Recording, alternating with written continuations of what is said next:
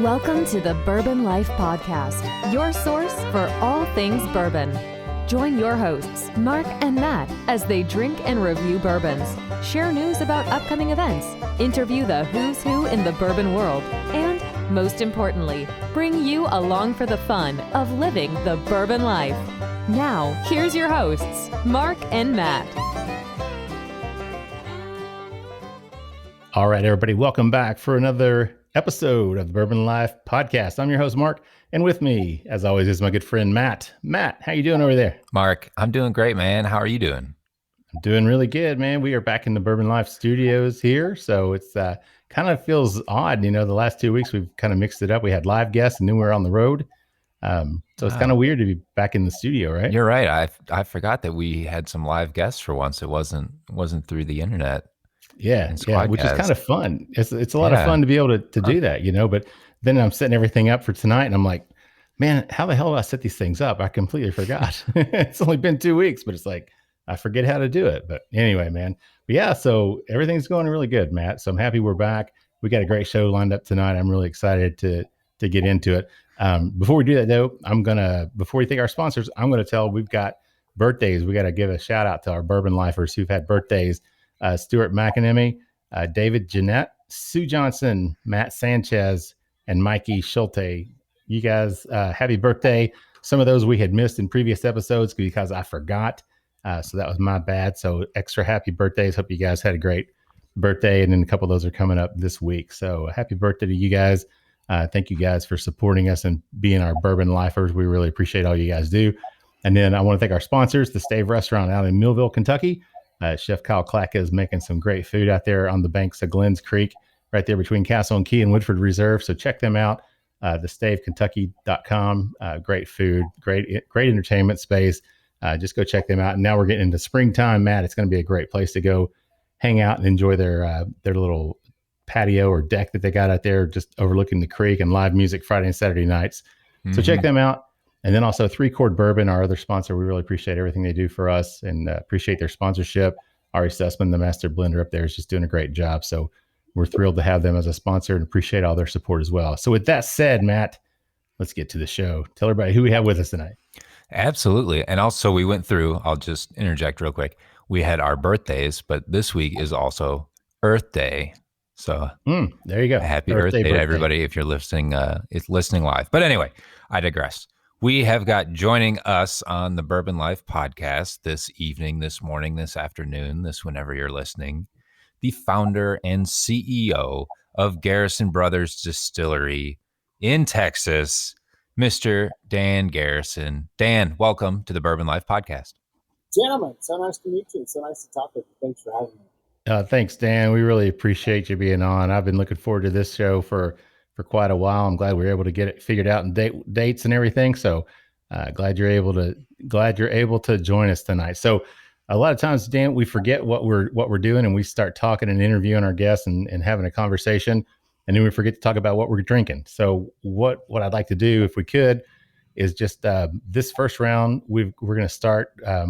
If you want to tell everybody what we have, we're going to do that honeydew. But if you want to tell everybody a little bit about that, that'd be great, so they know what it is that we're actually going to be drinking. Sure. I'm hoping I just sent a text to my wife and my daughter who are in the kitchen here. They don't like me to do these inside because it interrupts them chatting. And I sent a text and asked them to make me a bourbon and bring it out here to see if that actually happens. Honeydew is my wife's bourbon. Honeydew is her idea. She has been bitching at me, encouraging me to make a honey-flavored liqueur for about 15 years since we started the distillery. Yeah.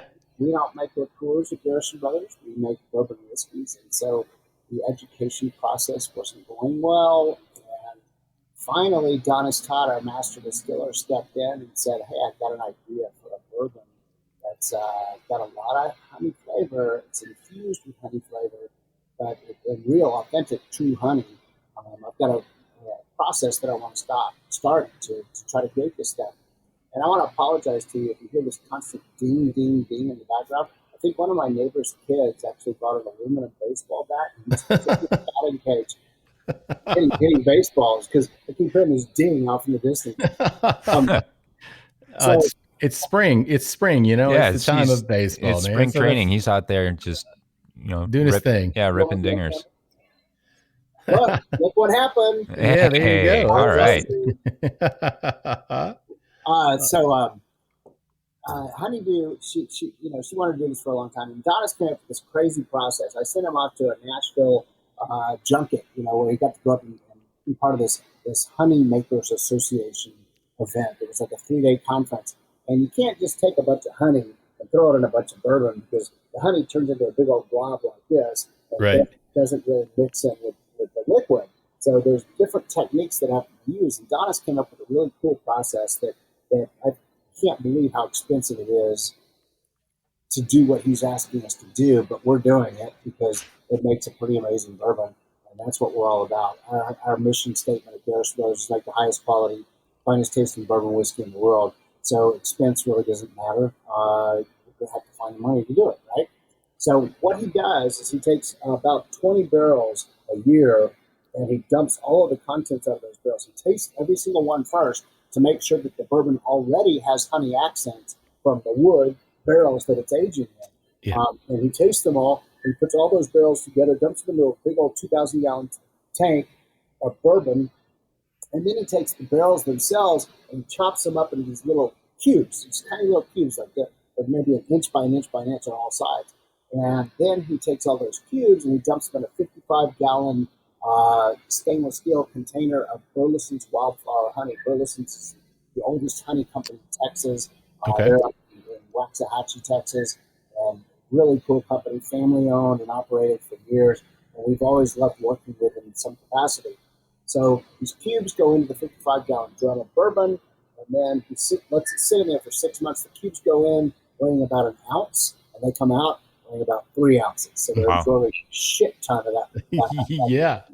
Can I say that word on this show? Yeah, we're fine. You can say whatever you want to say, Dan. Oh, okay. Just want to make sure. So after he does that, he buys this cheesecloth and makes a tea bag.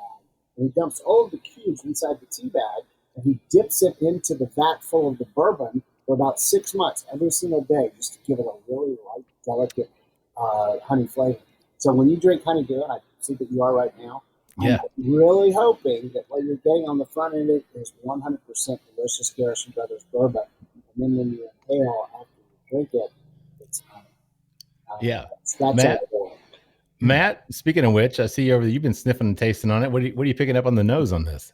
The nose definitely has the honey on it, but it's also got a nice little bit of cinnamon near the back and a really, really nice vanilla to it. There's a touch of oak coming through, but it's certainly not overpowering of the sweetness and the subtleness of that, the vanilla and the honey with it. But it's got a nice round nose. I do like the oak, something a little smoky to it.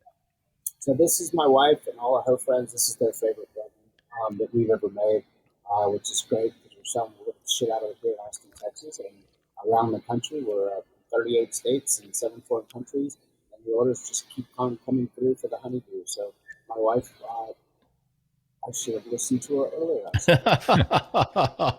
Now this one is it 80 proof? Is that right? Yeah, we decided this could be a cocktail bourbon because there is so much honey influence on it. And mixologists around the country have started using this very expensive bourbon, $89 a bottle, in their cocktails. And so this was intentionally designed to be 80 proof so that the other elements that are in the cocktail wouldn't be overpowered by the bourbon. It's definitely bourbon forward, but it's a great mixer. Yeah. We've never made a mixer before. Garrison Brothers Small Batch, Single Barrel, Balmaret, all of our different bourbons are so heavy bourbon forward that we've never made a mixer before. So that was our ambition.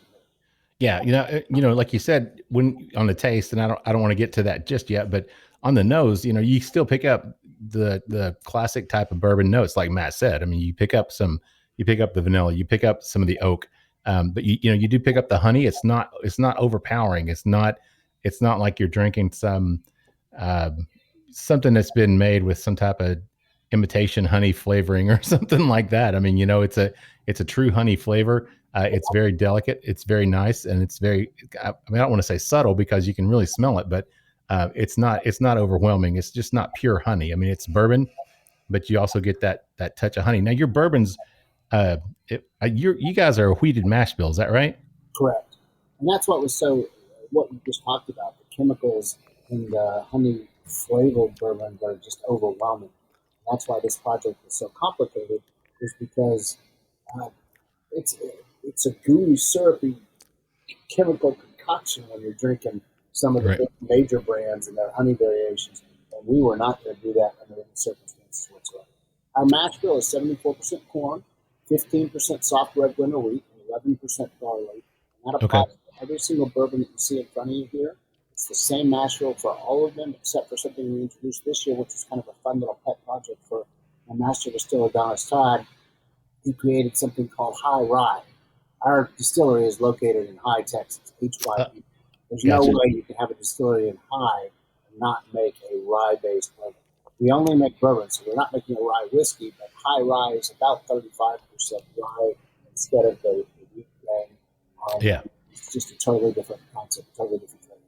Yeah, that sounds like Matt's a big rye fan, so that sounds delicious. Definitely. Out of that eventually.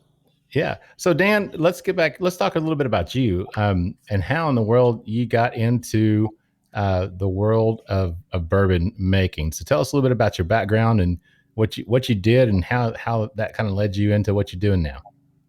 I wasn't making a whole lot of money as an exotic dancer, so I had to find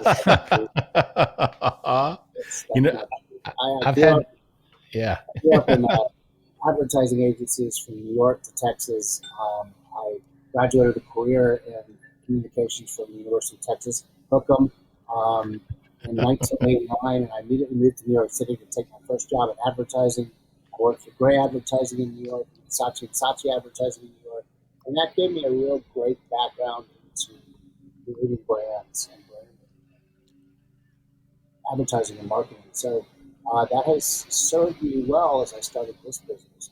I got out of advertising and marketing in 1995 because I was living in Austin, Texas, which became a hotbed of technology companies, software companies, internet companies, et cetera, et cetera. Sure. It was like Texas's own version of Silicon Valley.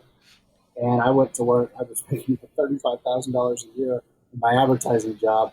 And I finally said, there's no way I can support 2 kids and a wife on that kind of salary. So I jumped into the .com era and worked for a software company for about 5 years. And we were the baddest shit in town. We were creating collaborative marketplace platform technologies that brought buyers and sellers into trading butterfly networks. And we were the hottest shit in town. We were eventually acquired by Commerce One, a big old software company out of, I think, Santa Clara, California. And Commerce One paid a rich penny for my business. And I was basically a millionaire on paper for quite a long time there. And then all of a sudden, everything went to hell in a handbasket. I had 6 months where I had to hold on to my shares. I wasn't allowed to sell my shares on Wall Street. And during that time, Enron collapsed. Oh. Enron was one of the largest fat butterfly marketplaces in the country. And so all of a sudden, this whole technology that we spent so much time developing, so much time working on, fell apart. Our company went bankrupt. Commerce One went bankrupt. Enron went bankrupt. Oh, wow. 12,000 Texans lost their jobs. And I was 40 years old, so I was right in the middle of that midlife crisis. And I had nothing to show for it. For all the work that I put in since college, I had absolutely nothing to show for it. 19 years of work, nothing. So my family and I cut corners anywhere we could just to survive. And nobody in Austin, Texas was hired at that point because the bubble had burst. Yeah, right. It was done. And so I went to Kentucky to get drunk for 2 weeks. This is what happened. That's a crazy story, but I love to hear how people manage to take these circuitous routes to end up where they are, and everything happens for a reason. And at the time, obviously, when they're happening, sometimes it's easy to say, why is this happening to me? And then down the road, it's like, obviously something happened to you for a reason to bring you, where you are and making the bourbon that you're making. But that's a really cool story. Now I read somewhere, I guess that you attribute your relationship with your dad to really being a driving force that really keeps you focused and keeps you motivated. Can you talk a little bit about that? Yeah, my old man was a driver. He was a very successful businessman back in the day. He served in the Navy for a while. And he got out of the Navy used his Navy money to pay for college, went to Harvard Business School, started his own business, and did very well for himself. He's retired today. We have an absolutely fabulous relationship. He's a great dad, and I'm awfully proud to be his son. He's very proud of this business. But back in the day when I was growing up, he was let's say he was a pressure cooker. This is the best way to describe it. He was constantly sending me and my brother stories about how successful Michael Dell was. And he started the first computer company here. And he would send me stories about other of his friends' sons who had gone off and done these entrepreneurial ventures. So there was a lot of pressure on me coming out of college to figure out what the hell I was going to do with my life. And throughout my advertising and marketing career, there was always a dream that one day I was going to create a legendary brand, a brand that stood the test of time, a brand that had value and that people loved. And today we have 35,000 followers on social media networks. There's actually a Garrison Brothers drinking club out there on Facebook that we didn't start. We had nothing to do with it. So a bunch of our fans started it. So we've created a brand that I think will stand the test of time. I don't think this is ever going to be named something else. It's not going to sell to anybody else. It's Garrison Brothers. Thanks to these crazy sons of bitches who drank during COVID, we are selling more bourbon than we ever sold before. People must be sticking it under their beds or in their closets because our sales are up 75% in 2020 over 2019, and our sales are up again in 2021, another 75%. So I don't know what's going on. Maybe people are discovering this little bourbon we made. Maybe people are actually buying into the belief that bourbon can come from somewhere outside of Kentucky. Sure. So it's a dream come true for me. I tell people I have the greatest job in the world. I get to drink good bourbon with my friends every night. Salute. Yeah, cheers, definitely. Mm-hmm. And I get to do that in fancy steakhouses and resort towns all over the United States. So it's not a bad gig. No, sir. Hey, if you ever need an understudy, I'll step in. Well, Matt, let's get back and talk a little bit more about the honeydew that we're sipping on here. What are you picking up in terms of the palate and on the finish on this one? It's got it's definitely bourbon and not liqueur. So I like it. We've had a couple different offerings from different places that have done certain finishes with cherries or honey or maple. And it's always nice that usually the first thing we'll get out of them is bourbon or whiskey. It's not a doctored up liquid. This is bourbon, and it's got really a good backbone to it. And then the honey in it is really great. It's nice and sweet. The honey comes across. There's a little bit of smokiness. I'm almost picking up like some sort of like peach or some sort of like some fruit in it as well. Yeah, got a little bit of fruitiness and a little bit of like cinnamon comes through. But I think it works well, especially with it being the wheated mash bill. It's really delicious. A great, nice, sweet, long finish with honey on it. It's really unique, especially the way you went about it with the process. It shows in the product. It's really, really good.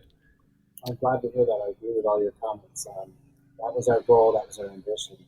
I've tried a lot of different flavored bourbons in my life. I've never been. I can't criticize all of them because that's one Screwball.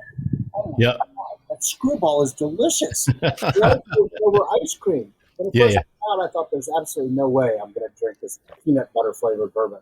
Yeah. And then I tasted it and I went, oh shit, that's great. Oh yeah. I can't make fun of all of them. Yeah, well, I'll tell you what, if you get a chance, if you have Chambord available, mix a little bit with some Chambord. Oh no, I'm sorry, not Chambord. I'm thinking of mix it with that chocolate liqueur, like Godiva chocolate liqueur. Uh-huh. So it's peanut butter, it's that peanut butter Screwball and a little bit of Godiva chocolate liqueur. So it's like kind of like a Reese cup chocolate peanut butter thing. It's definitely it's a nice little treat. But I agree. But but like Matt said, we've had some really good ones on the show that aren't that heavy, just over that kind of fake flavor that you can kind of get on some of these flavored whiskeys. I mean, this is a totally different process that you guys are doing. And it's very unique, like Matt said, that you're not putting the whiskey in some type of finished a barrel that had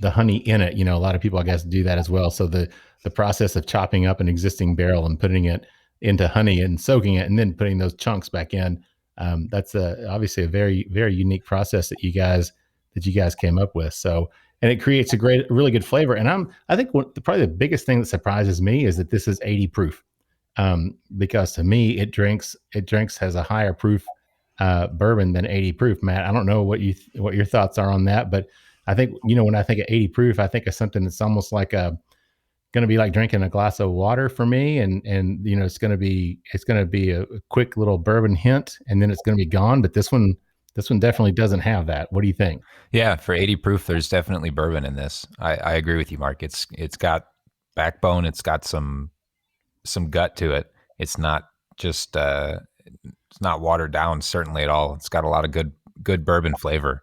You can tell it's bourbon. That's for sure. I think another funny thing that I found kind of unique was after I took a couple drinks, and then I would actually exhale. And as I exhaled, I actually got more of a honey taste in my mouth as I was exhaling. I've had bourbons or ryes before where you exhale and it almost kind of gives that minty fresh, like a mouthwashy mintiness to it. This one kind of has that same effect for me as not mint, but when I breathe out, I get just like a really nice honey aroma that kind of permeates my mouth and into my nose again. So it's a really unique product. I really like that, Dan. Yeah, thank you. That's the goal for sure. Try it with if you've ever made a layered shot, you do the Bailey's on the bottom and then the Kahlua in the middle and the honeydew on top. Makes a really nice layered cordial. Oh yeah. That sounds like a good one for sure. So guys, we're actually at the end already of round one. So I'll tell you what we'll do. Let's take a quick break. We'll get a word from our sponsor, and then we'll come back with more with Dan Garrison, the founder and CEO of Garrison Brothers Distillery. Everybody just sit tight and we'll be right back. Hey, Bourbon Lifers, when you're out hunting for those hard-to-find bottles or just enjoying the distilleries of Central Kentucky, you're going to work up an appetite. And when it's time to refuel, we suggest that you visit our good friends Rebecca and Eric Burnworth at the Stave Restaurant. Located at 5711 McCracken Pike in Millville, Kentucky, close to Castle and Key and Woodford Reserve, the Stave Restaurant is just off the beaten path, nestled on the banks of Glens Creek. With a newly redesigned menu, Chef Kyle Klatka prepares amazing food each day featuring an elevated Kentucky-inspired cuisine. You can take our word for it. The food alone is worth the trip to the Stave. With a full-service bar, great bourbon flights, and signature cocktails, the Stave is the perfect place to catch up with friends after a fun-filled day of touring the local distilleries. And you can even purchase bottles of bourbon to take home with you while you're there. Make sure to follow the Stave on Instagram and Facebook at The Stave Kentucky, or visit them online at thestavekentucky.com to stay up to date on everything that's going on. The Stave Restaurant is a bourbon lover's paradise, right here in the heart of bourbon country. All right, everybody, welcome back for the second round or period of the Bourbon Life Podcast. I'm your host, Mark, and with me, as always, is my good friend Matt, who looks like man, what the hell are you saying over there, dude? Matt, how you doing? Hey, Mark, I'm doing great, man. How could I be doing anything but great? We got good bourbon poured up tonight. We've got a great guest on the podcast this evening too. We've got Dan Garrison, founder and CEO of Garrison Brothers Distillery down in Texas, and we left off the story with a drunken trip to Kentucky, and somehow that's led us to what we have in our glass now. So let's start with what we've got poured up for this second round session period shift, and then we'll segue from that, Dan, into how you got started.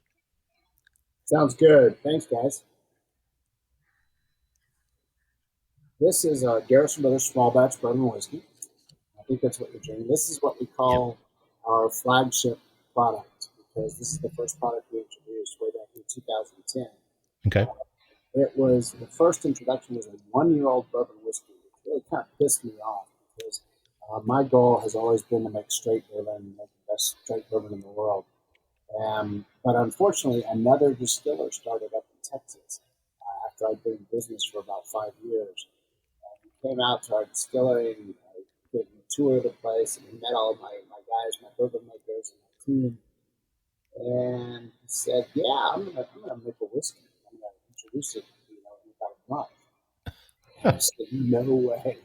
You're not introducing the first bourbon whiskey. You're not introducing the first whiskey in Texas. That ain't gonna happen."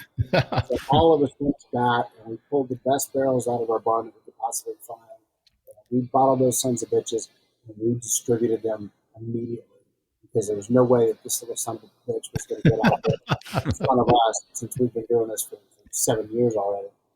And sure enough, apparently he did do it. He sold like one case of his whiskey, which was only a 3-month-old whiskey, to a local retailer in Waco.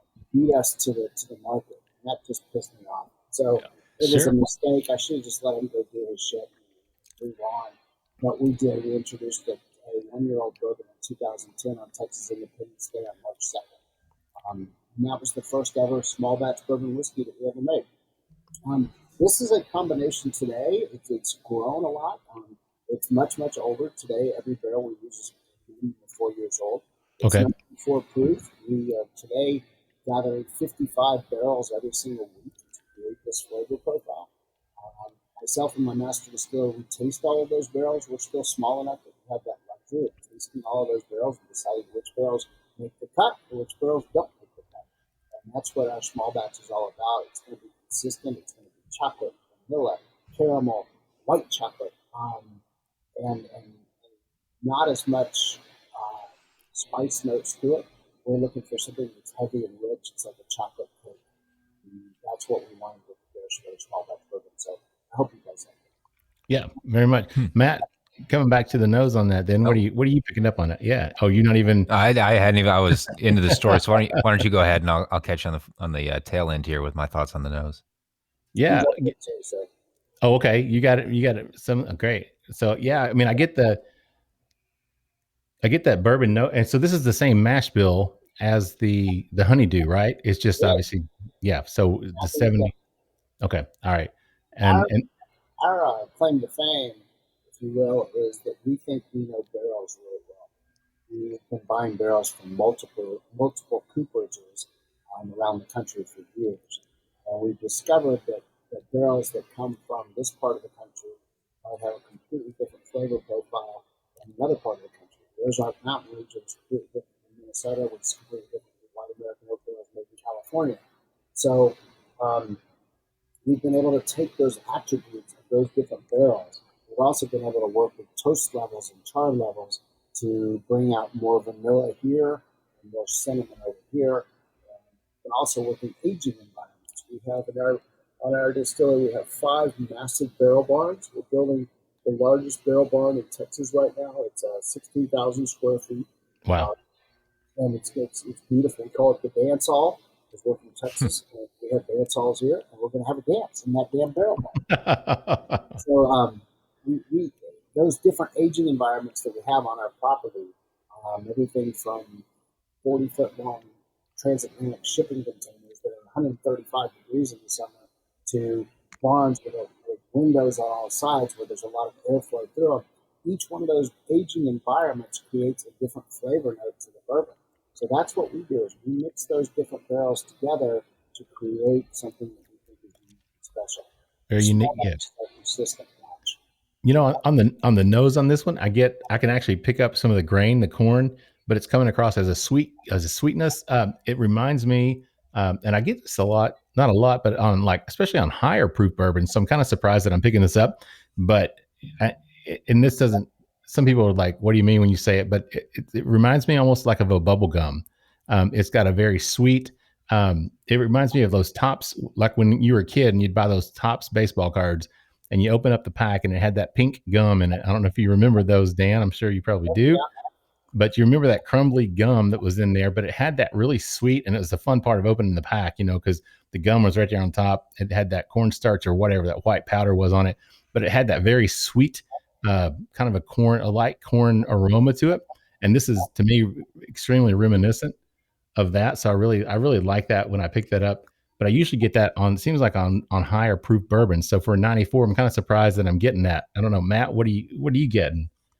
I'm really enjoying whenever we have somebody on from Texas, and I'm really glad that Dan, you took the time to explain a little bit about your aging process and what goes on in the environment that you're aging in Texas with different, you said shipping containers or rick houses and the big dance hall coming out. Because a lot of people, especially in Kentucky, I think would look at an age statement on a bottle and see 3 years and immediately just shudder and cower and run the other way because they think they're going to get a really, really young, very grain forward, not ready product at 3 years. But what Mark and I have learned is down in Texas, you all have sped that process up right along. And it's really been fun through the guests that we've had from Texas. And your product is certainly on par with everything that we've had, just seeing what age and what flavors you can achieve in that amount of time. Because first, right off the bat, I got this really, really great oak on the nose, a really nice sweet oak, nice toasted charred oak on the nose. And then I picked up a little bit of vanilla and almost like Nutella, like hazelnut and a little bit of chocolate coming through that way, like a nice sweet Nutella. And then it kind of finished into a little bit of the wheat. I can definitely pick up a nose of the wheat, that like a nice fresh cracked wheat that's coming through. It's really, really nice. I really enjoy that flavor. Having worked in a bakery, that aroma of fresh cracked and baked wheat from bread is one that I hold very fond. I really enjoy it. It's nice. The favorite time in the morning is if I can get there early enough. Our staff shows up at 5 o'clock. We do 2 shifts a day. First one begins at 5, and it's a 12-hour shift until 5. And the other crew comes in, the night shift comes through. If I can get there about an hour into each of those shifts, I get to smell all the corn coming off the distillery. And there's just no greater smell in the world than corn cooking. Oh, yeah. It's almost like living next to a bakery, which I did when I was in college. And that bread coming through in the morning was just such a good smell. And I love that part of it. Mm-hmm. Yeah, I agree with you wholeheartedly there. That was one of the perks of being up at 4 or 5 in the morning, baking, working in a bakery or a restaurant, was getting to smell that. And this is really reminiscent of that for me. So it really hits a nice soft spot in the heart. Good. Very nice. So Dan, let's getting back on the distillery. We talked a little bit about you and how you got this journey that you took to bring you to Kentucky that got you started to create Garrison Brothers. So let's talk about the brand itself. Talk about the creation of the distillery. How long have you guys been around for? So my first trip to Kentucky was in 2003, and I fell in love with everything I saw. I was just there to go have fun and relax and blow off some steam because I was bitter about losing my job and losing my savings and my 401k and all that. And then I got there, and the first distillery tour I took was Maker's Mark.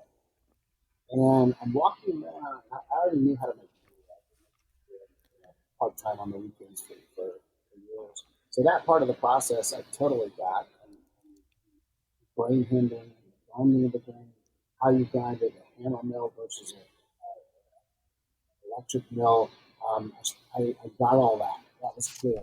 Then I went to the still house, and I'm watching the separation of compounds to distill using a column.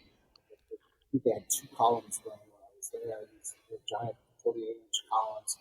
And that part I kind of understood too, because I've always been pretty interested in chemistry.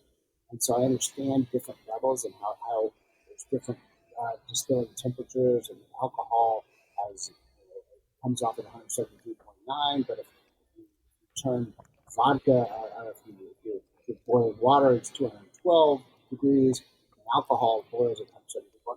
I got that. And I thought, what else do I not know? And I made a master list of every possible question I could get. And then I got this strange phone. And every time I would go to Kentucky, I probably went 36 times between 2003 and 2006.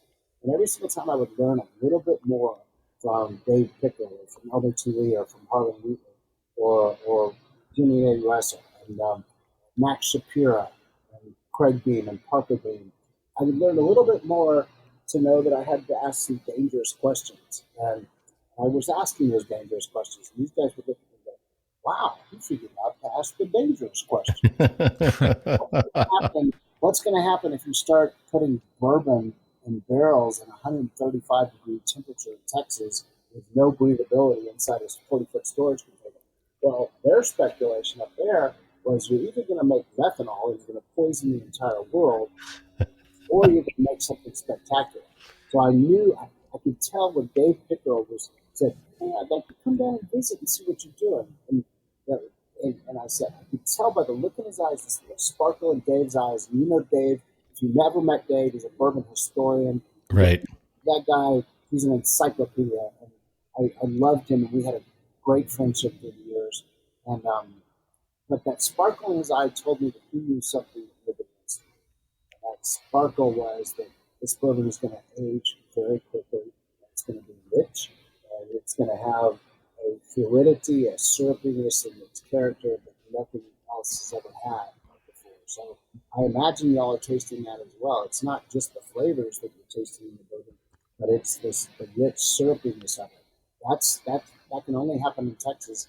It can only happen through a single distillation. Using a column still, you're not going to get that thickness that it has on the mouthfeel like we have.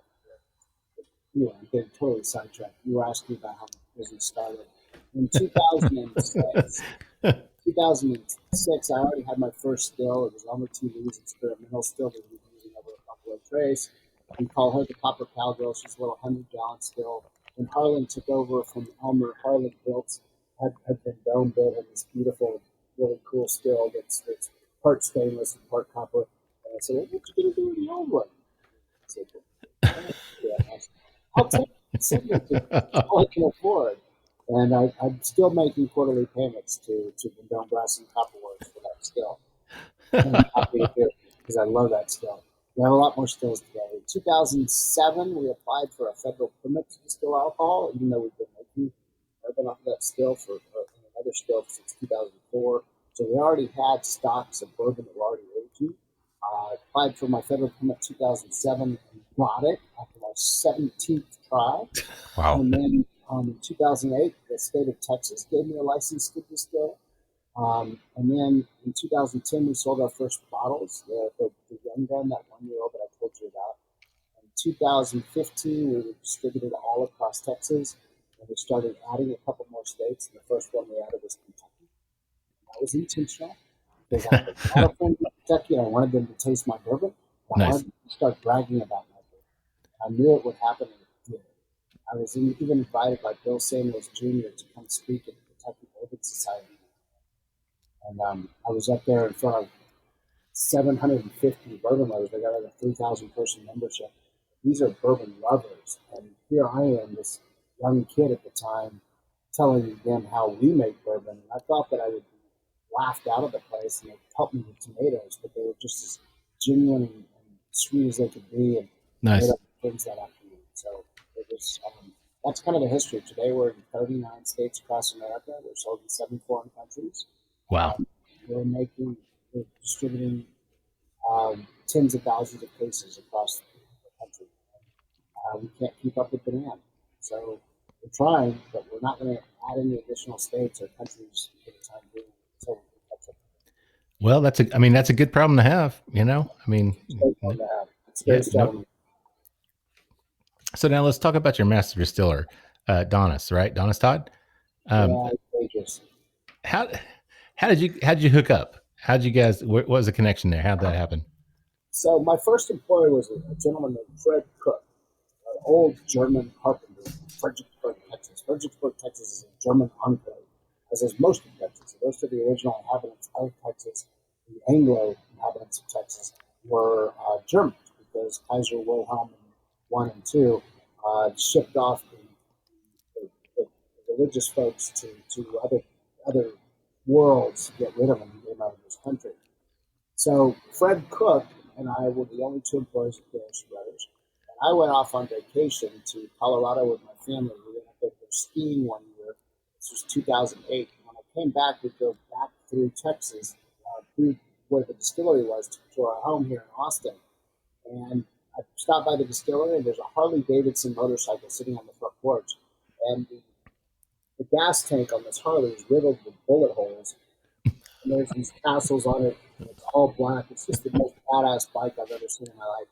And I walk inside, and there's this dude in overalls, and he's got this rice farmer hat on, and red hair down to his ass, and a red beard down to his crotch.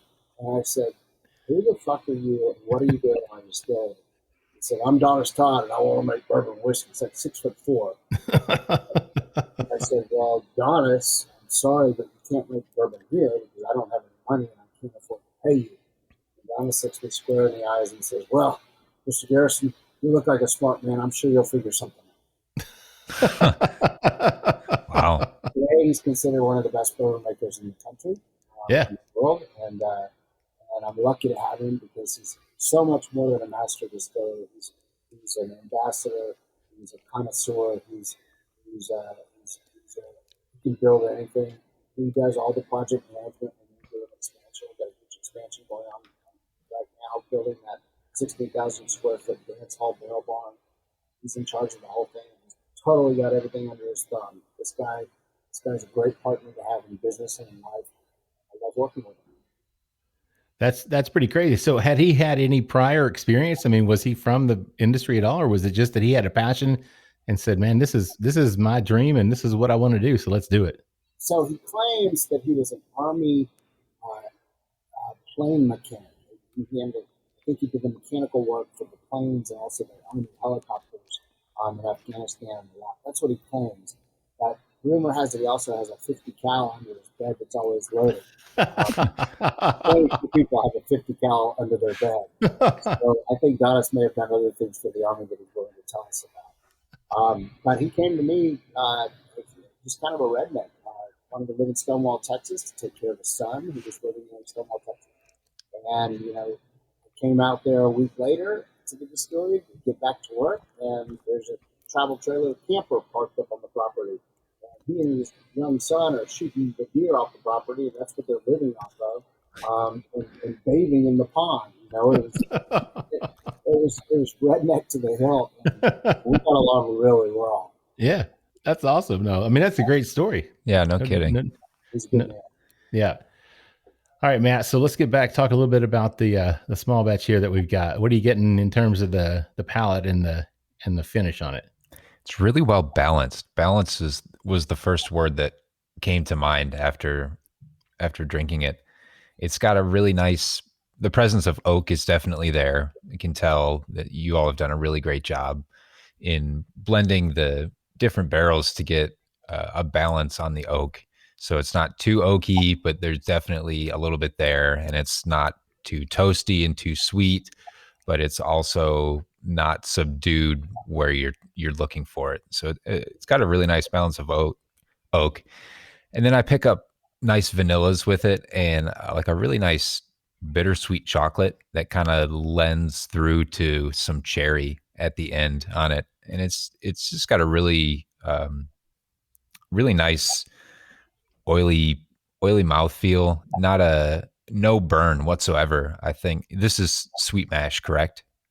Yes, sir. Yeah, it's very, very, very apparent that this is a really nice sweet mash product, and I really enjoy it. I think the balance is definitely there.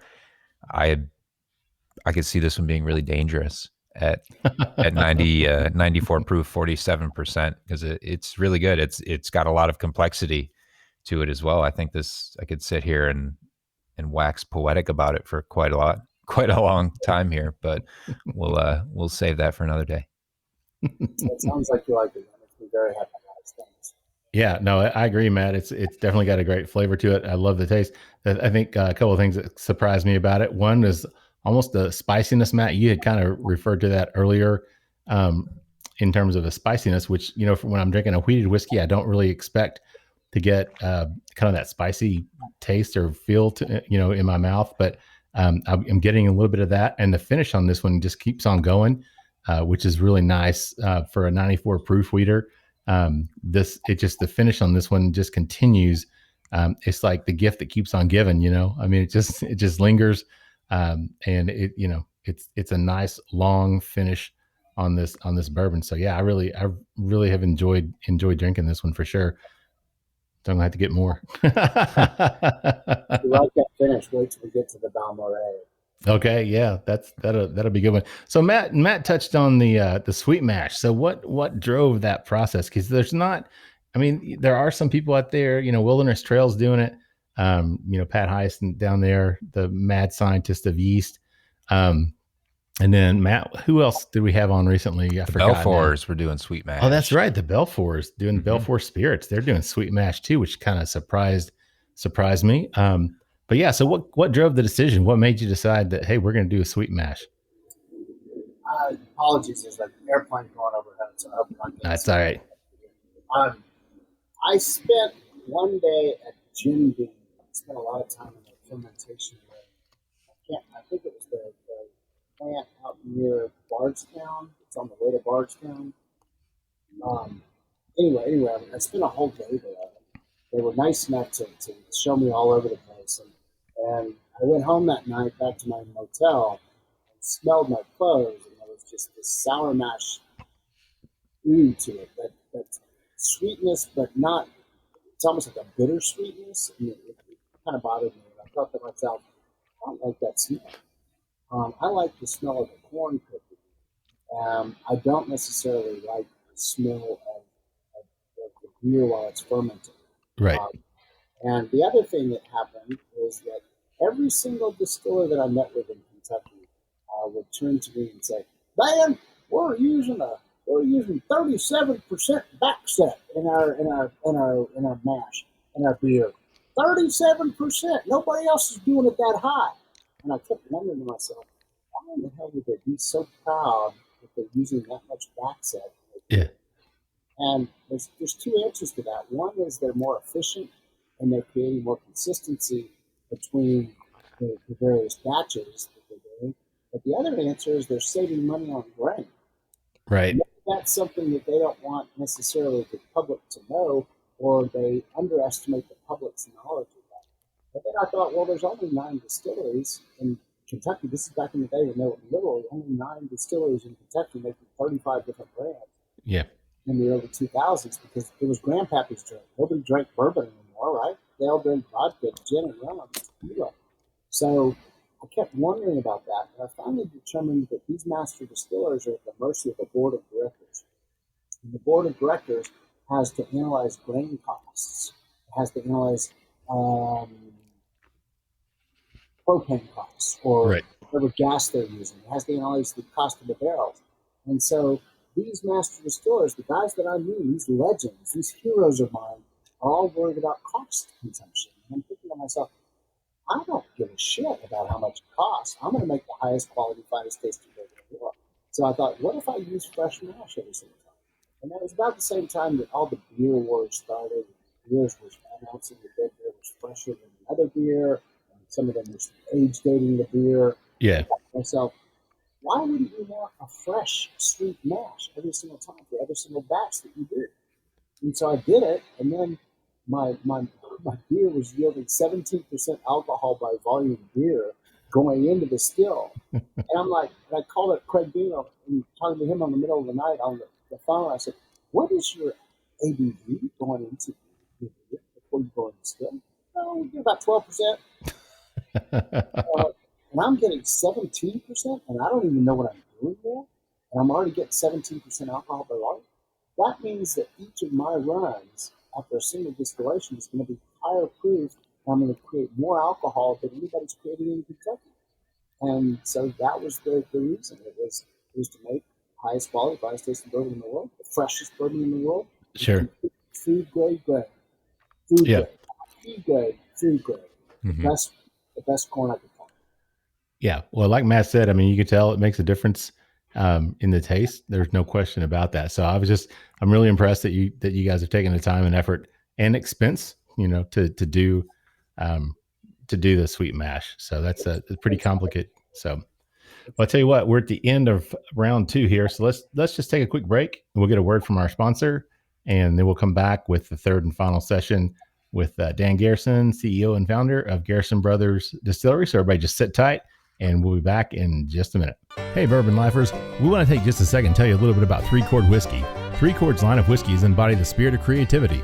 The whiskey is a true collaboration between producer and composer Neil Giraldo and master blender distiller Ari Sussman.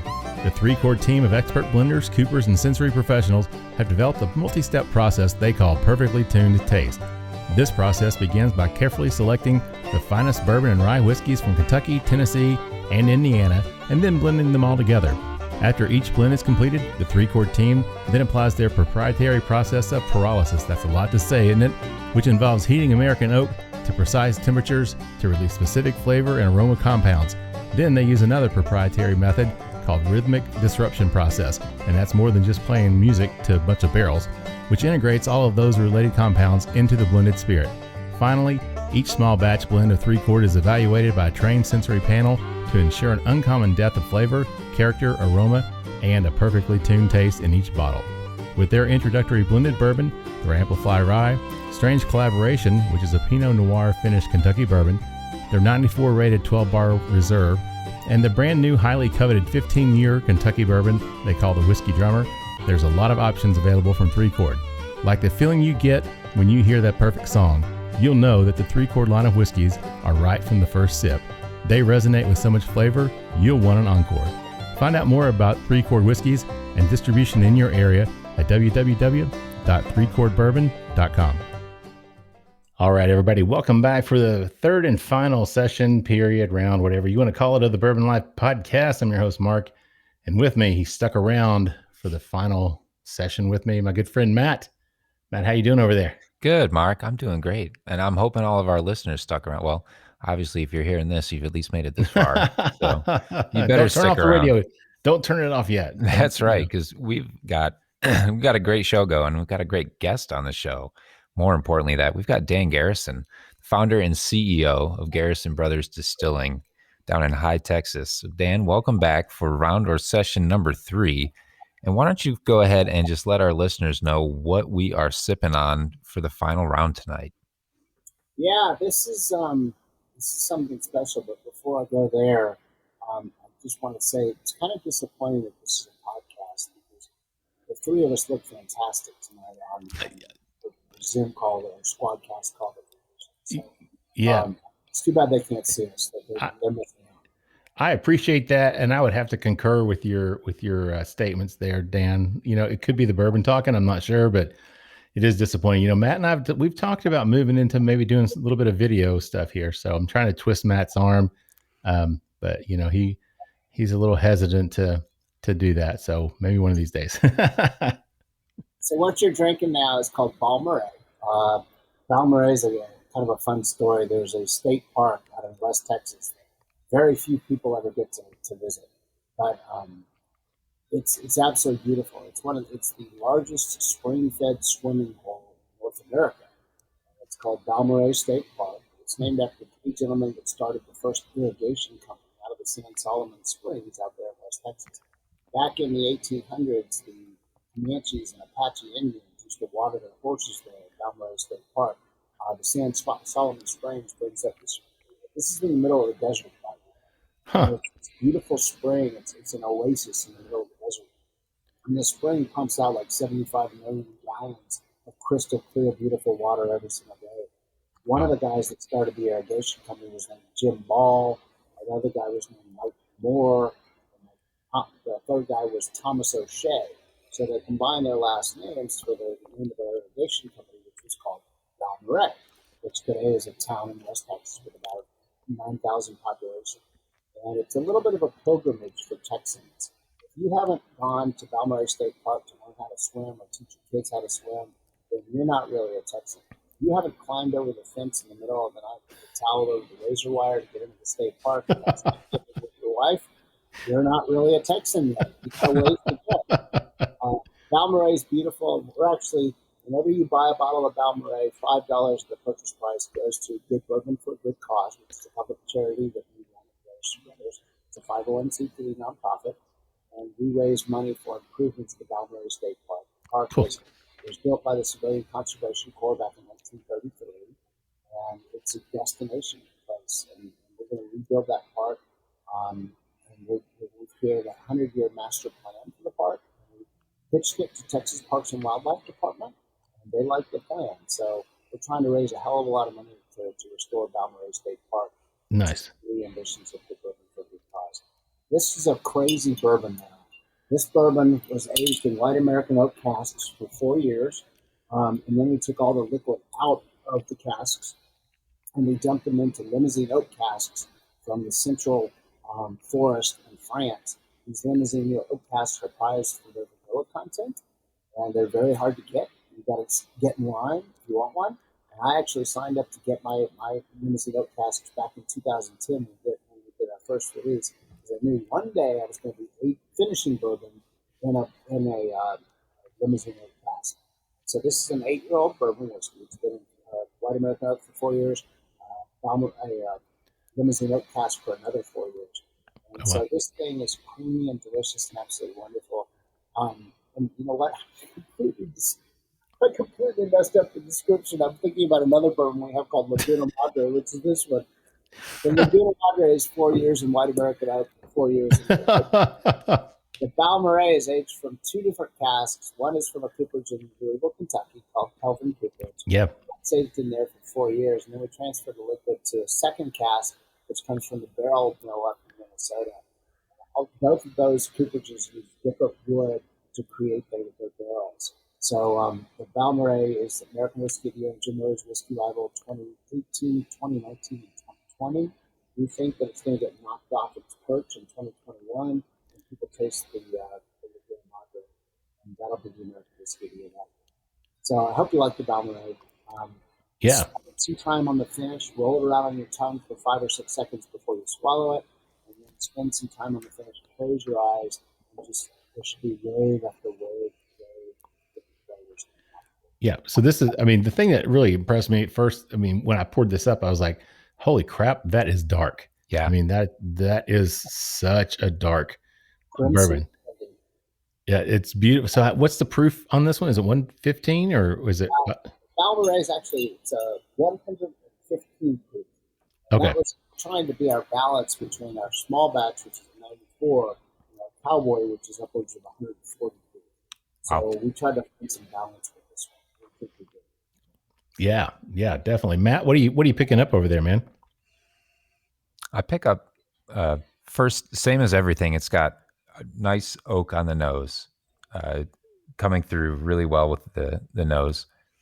And then I pick up like a little bit of toasted pecan and some cherry and a little chocolate as well. Almost like a chocolate lava cake, like a cherry chocolate lava cake. That's a nice one. I haven't heard that before. It's I mean, to call it pleasant would be the understatement of the evening. It's really, really great. Yeah, the cherry jumped out at me. I get actually a little bit of citrus on this too. I'm not like maybe kind of a burnt orange kind of aroma to it, but the cherry definitely comes out to me. That sweetness from the corn, I picked that up, Matt. Again, the oak, like you said, I mean that's been a prevalent tone. So Dan, talking about your aging and stuff down there. So this one was a 4 year that's finished for another year. Is that right? Another 2 years. Another 2 years. Okay. So, I mean, I know we've had some guys from Texas on before, Kentucky 6 to 8, that's kind of their sweet spot for their bourbons, but they can go a lot longer. And with you guys down there with your weather, it's kind of hard to leave a bourbon in barrels for 5, 6, 7, 8 years because your temperatures are kind of extreme down there. So has that been a pretty significant challenge for you guys? An actuary or a finance major would think this business is out of its freaking mind because the amount of loss that we have every year to the Angels share, we're looking at 13 to 15% annually. So holy crap. There's no way on a bourbon like Balmaret or Laguna Madre that we're going to ever make money off of it. We accept that. These bourbons make us interesting. These are our workhorses. We hope people will drink this at home just when they want a regular Garrison Brothers. And we hope every once in a while they splurge and try these. But there's never any way we're going to make our money back on this because the Limousin oak casks are so expensive. Angel shares losses, 13 to 15% annually. There's no way to make that up. Mm-hmm. At 5 years of age, right, the barrel only has 35% of the contents left in it. But the good part is what Matt was talking about earlier, and that's the early richness of it. That mouthfeel, nobody else can do that unless they're aging it in Texas because of the extreme temperature, or unless they're doctoring their aging.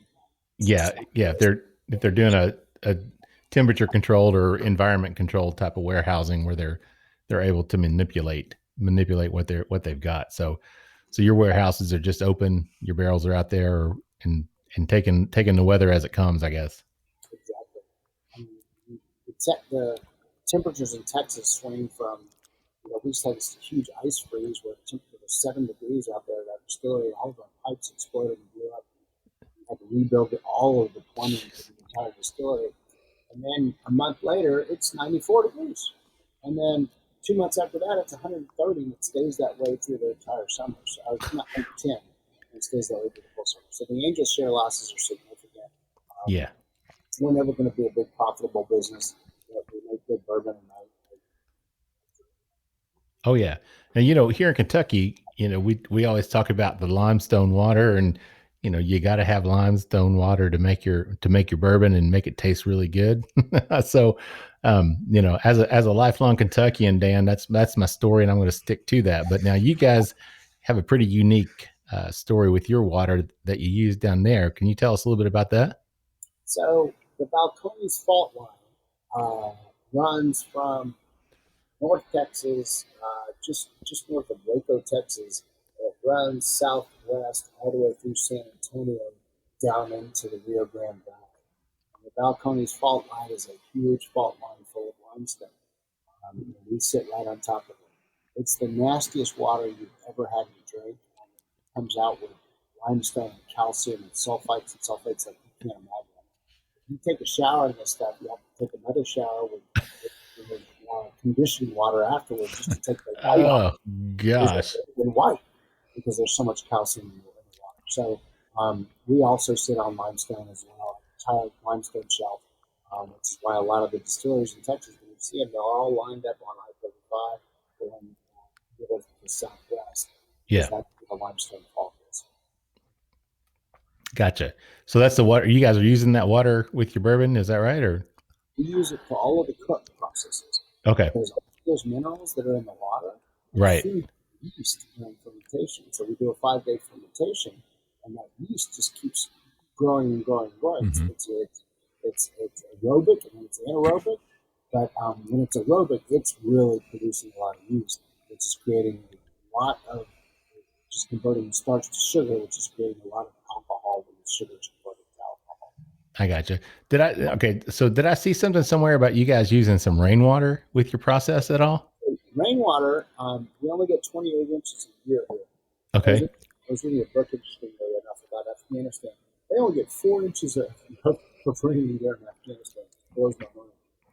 But we get 28 inches. So there's not enough water coming out of the ground to support what we do here in Texas, to support the living conditions here in Texas. When we have a drought and the lakes start to dry up, it's a dangerous situation because we've got 27 million people living here that are dependent on the wells to provide water for them. So right.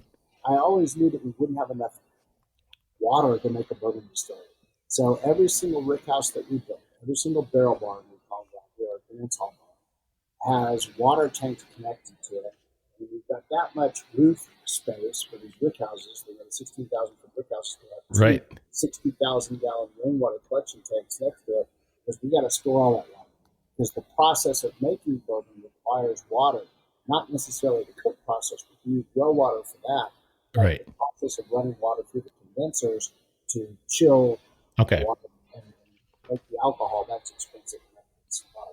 I gotcha. Well, that's cool. Matt, speaking of Earth Day earlier, see, there we go. Yeah. We're being very efficient in using what Mother Nature gives you to work with. So going back to your barrels, is there a certain char level and things that you use on all your barrels, or is it just kind of all over the board, or how do you talked about using different cooperages? So can you get into that a little bit? It's not all over the board. It's all over the country. And there's a lot of things that we're happy to talk about and share, but the various recipes of the barrel char and toast to this is completely different from the barrel recipe for the char and toast for the Balmaret. Gotcha. It's a completely different animal. We like to keep a little bit of proprietary knowledge in place on the barrels because that's what we focused this business on since day one. Sure. We bought some of the wildest experimental barrels you've ever heard of, from honeycomb barrels to spirals to re-toasting them on our end after they arrive, to filling them with boiling hot water to try to soften the wood before we fill it with bourbon. We've done so much barrel experimentation that nobody else has ever done. Or they have, they're not talking about it either. Right. So we're going to keep that to ourselves if you don't know. All right. Well, we'll just leave that question on the table unanswered. So that's not a problem at all. I trust you enough on this one, Dan. We'll let it go. I think you got a pretty decent grasp. So I'm just curious, when you started this out back in 2006, when you actually started, I guess, and you got your permits in 2007 that you said, was there any time that you thought, I could probably just, call a broker and buy some barrels and mix some stuff up and put it out? I mean, was that ever a thought process that you had, or just to get things up and running? Because obviously a lot of young distilleries and new distilleries, people that are starting out, I mean, that's what they do. They just buy some barrels and they blend it up. They put it out either under their name or maybe even a different brand name. And that's how they start making a little bit of money. So that's a great question. And that is exactly what this business is all about. We've been authentic since day one. Yeah. We make all our own juice. We've always made all our own juice. We've never bought a single ounce of source bourbon from some of the Kentucky distilleries or the Indiana distilleries or anybody else in planet Earth. We make our juice 100% here, and we're awfully proud of that. There was a time when I was approached at some very reasonable cost to buy sourced bourbon from Kentucky or from other distilleries around the country, and I declined to do that. And my business partner at the time had dollar signs running through his eyes when he got his number. And we knew we could be rich overnight, basically, if we did that. But that was not what I was interested in. I was interested in building a legendary brand that stood the test of time. And if I was just selling somebody else's bourbon with a Texas label on it, and I was a bullshitter. Right. I'm not being a bullshitter. I'm very proud of what we've done. I'm very proud of the work that's gone into it, and the money that's gone into it, and the patience that's gone into it. So, there's been that opportunity all along, but we've never taken it. Yeah, that's good. I mean, I'm glad to hear that you stuck true to what you believed in, and that kind of takes you back to your website. I noticed I was looking at that over the last few days, and you've got a list of your core, I would call them like core principles, core values. That's pretty unique that you guys have done that. So what was the driving force behind that? What made you decide to put those up there? I'd rather be lucky than good. I have written a lot of business plans in my life. I've always been a serial entrepreneur since I was 18 years old. And I've always known that the way a business starts is you create a mission statement. A mission statement was to make the highest quality, finest tasting bourbon whiskey in the world. That's pretty ambitious for somebody who has no idea how to make fucking bourbon, right? So that was the mission statement. So the core values had to be equally passionate, and our core values are very passionate. When you come apply for a job at Garrison Brothers Distillery, you're going to get a piece of paper over the job application that says you believe in God, you respect your elders, and you take care of the community, and you take care of the land. If you don't agree with these core values, then don't fill out this application. Just get the fuck out, because you're not going to be part of our family. We believe in family values. We take it real seriously, and over the years we've lost very few people because they come into it knowing what they're getting into. This is not a stepping stone career. This is not a learning opportunity for you. If you come join Garrison Brothers Distillery, you're going to be here for life, whether you like it or not. We need people will track you down and kill you. It's like The Godfather. Just when I thought I was out, they pull me back in.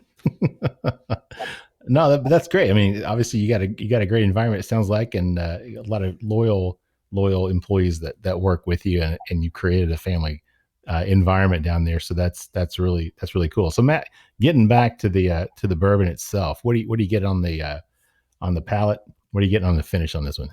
Well, before we start with the finish, okay, go ahead. we'll go to the we'll go with the palate, and that I think I said on the nose I picked up like a chocolate lava cake, and that really comes through again for me on the palate. It's got a nice chocolatey taste to it. It coats the mouth really well, just like there were chocolate lava in there as well. It's got that really nice coating.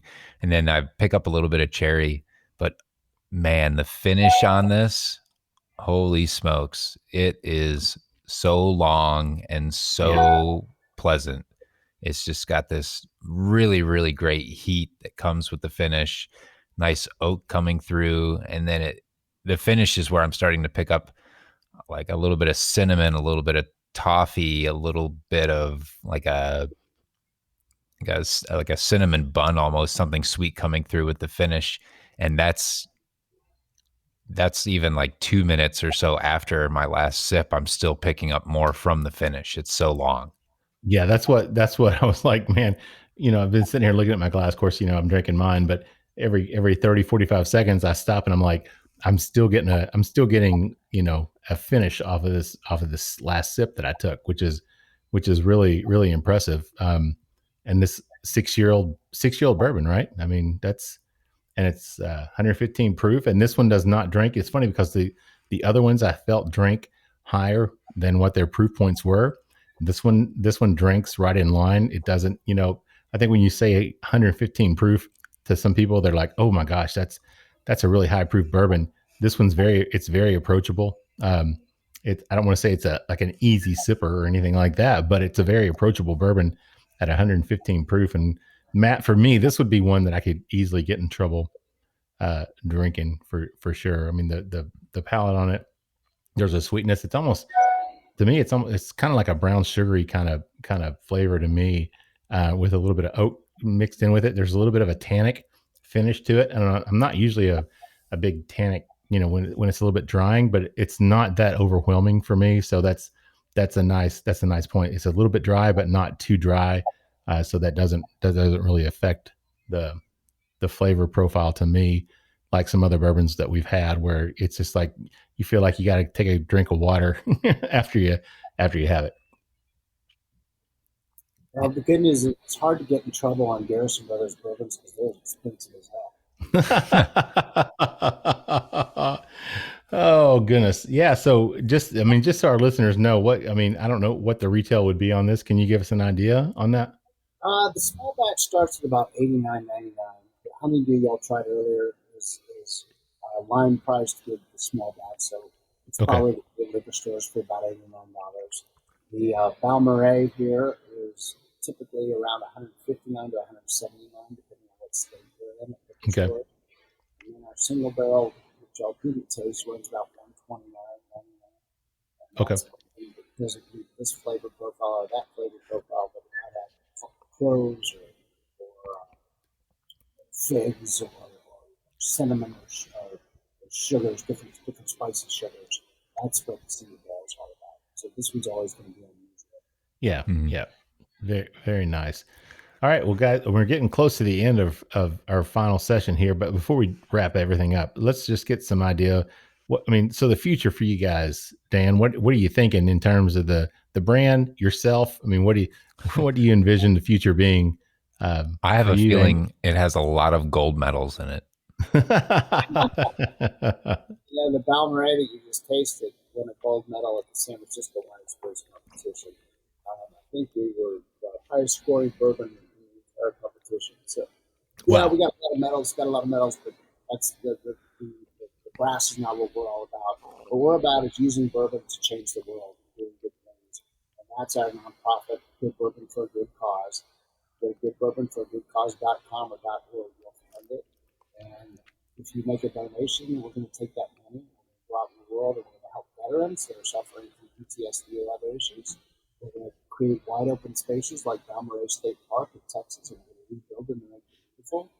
And we're going to focus on helping bartenders and service people and hospitality workers, chefs, getting a healthcare program. Our bourbon is sold through restaurants all over the country, all over the world today. And when these people get in trouble, they need our help. So part of our ambition to do good bourbon for a good cause is to create a hospitality industry healthcare program, as well as areas of it to philanthropic grants. So that's what we're in the business to do. We get to drink a lot of good bourbon while we do it. That's not a bad thing.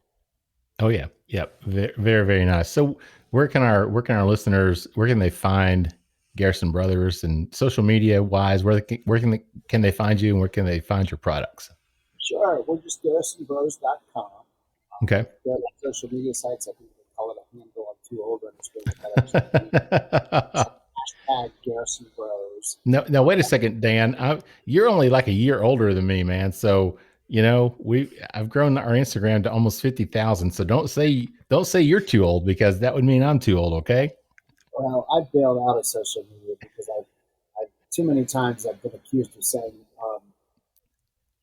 terms that I should not say on social media. At one point, some guy made fun of my bourbon. They called him a pansy. Well, what that means to a 56-year-old is you're a delicate little flower. Right. And what I didn't know is it has a completely different meaning to a certain okay part of the audience out there. And so I've quit social media altogether. I don't want to get ourselves in trouble anymore.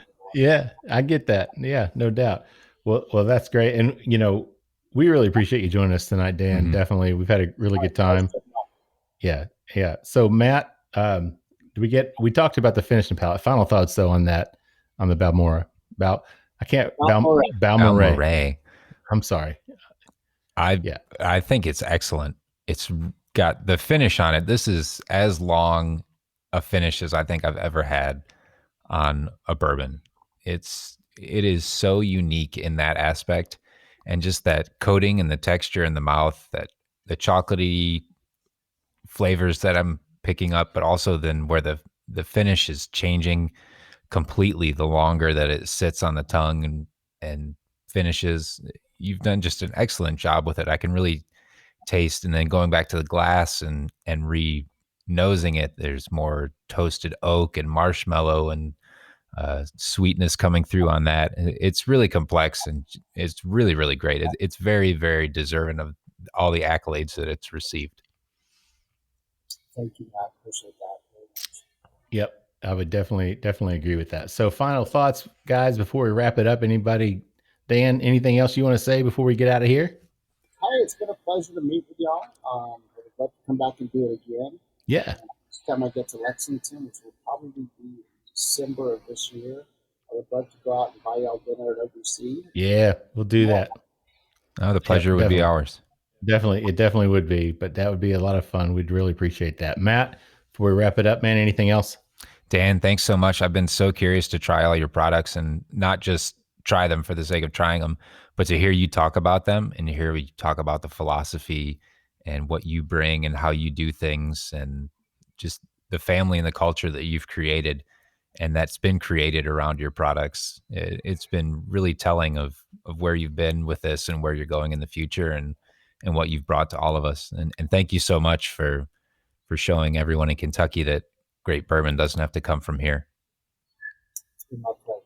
Matt, how could you say that? I'm just kidding. Mark, if we have learned anything over the 2 seasons, yep, I agree, we've been man. doing this. I agree. Even though, like I said, as a lifelong Kentuckian, I love to say Kentucky makes the best bourbon in the world. But I'll tell you, man, we've had some pretty spectacular bourbon from a lot of different places around this United States. So, and Dan, we'll put you guys up there with that. So that's a good thing. So thank you very much for joining us. We really appreciate that. And before we wrap it up and get out of here, I want to thank our sponsors again, the Stave Restaurant out there in Millville, Kentucky, on the banks of Glens Creek, right there between Castle and Key and Woodford Reserve. Check them out online, and they're great. There's great people. Chef Kyle Klatka is making some wonderful food out there. thestavekentucky.com. Just give them a follow as well on Instagram and Facebook. And then also 3 Chord Bourbon. We really appreciate their support and everything they're doing. We're just really big fans of their work. And with that said, I'll wrap it up. Send us home with our tagline, which is, may your glasses always be full, and may you keep on living the bourbon life. Thank you for joining us for this week's episode of the Bourbon Life Podcast. Our mission at the Bourbon Life is simple: to share our passion for all things bourbon with you every week. And we'd really love to hear your thoughts on how we're doing. You can find us on Instagram and Facebook at The Bourbon Life. You can also contact us by email at thebourbonlife@gmail.com. And you can always find us on your favorite podcast platform. If you have a moment, we'd love it if you would rate us and give us a review. So until next week, we hope your glass is always full and that you keep on living the bourbon life.